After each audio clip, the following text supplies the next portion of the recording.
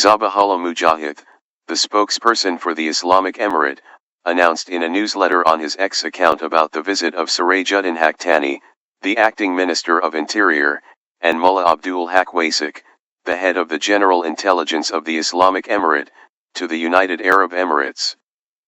Mujahid stated that the purpose of this visit is to meet with Mohammed bin Zayed Al Nahyan, the President of the United Arab Emirates, and added that discussions will focus on regional stability and economic cooperation between the United Arab Emirates and the Islamic Emirate.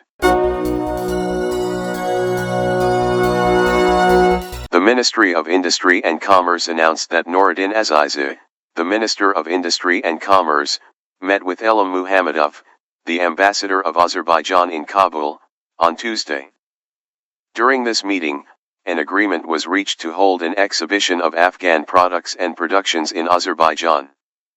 The Ministry of Industry and Commerce stated in a newsletter that the two sides discussed increasing trade between the two countries, organizing exhibitions of products and productions from Afghanistan and Azerbaijan, sharing investment opportunities in Afghanistan with Azerbaijani traders and investors, and keeping the lapis lazuli route active.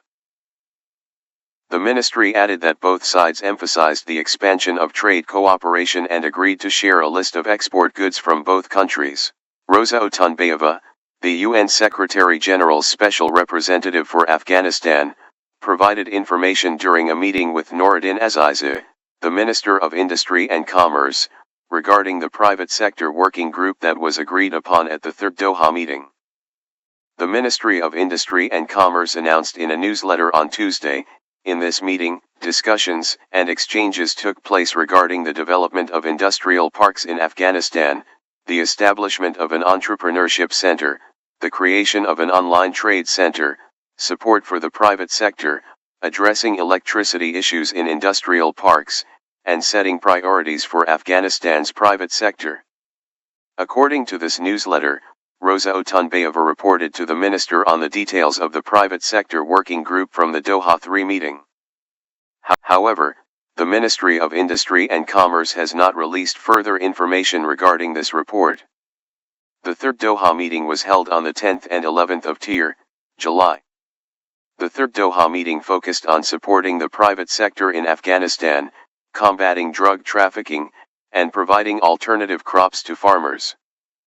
The UN Secretary-General's special representative also welcomed the holding of an investment conference for Afghanistan and suggested that similar programs be organized in 5 different zones of Afghanistan. The German media, DW, reports that one day after Donald Trump's presidency began in the United States, there was a video call between the presidents of Russia and China. It states that Vladimir Putin, the president of Russia, and Xi Jinping, the president of China, discussed international policies on Tuesday, January 21. According to this media outlet, Xi Jinping expressed support for cooperation between Beijing and Moscow regarding a global order based on the principles of the United Nations. Putin also mentioned that the cooperation between China and Russia guarantees the stability of international policies. The Punjab Provincial Council, in a new move, approved a law on Tuesday, January 21, to Dallo, declaring that kite flying is completely banned across the province. According to this law, anyone who engages in kite making or flying will face imprisonment and heavy fines. This law was passed just before the traditional Basant festival, which is usually celebrated to mark the arrival of spring, with kite flying being one of its main attractions. Previously, in 2005, kite flying was banned in Lahore, the capital of Punjab, after 11 people died due to injuries from glass-coated strings. This ban was later extended to other surrounding cities, and now, with the approval of the new law, it will be enforced throughout the entire Punjab province. The bill to ban kite flying was presented on Tuesday by Mujtaba Shujaur Rehman, a representative of the Muslim League, and was passed with a majority vote. Under this law, offenders may face up to 5 years in prison and a fine of 2 million Pakistani rupees. Additionally, individuals involved in the production of kites and glass strings will face a penalty of 7 years in prison and a fine of 5 million Pakistani rupees. The Muslim League representative emphasized that the passage of this law was essential for the protection of innocent lives.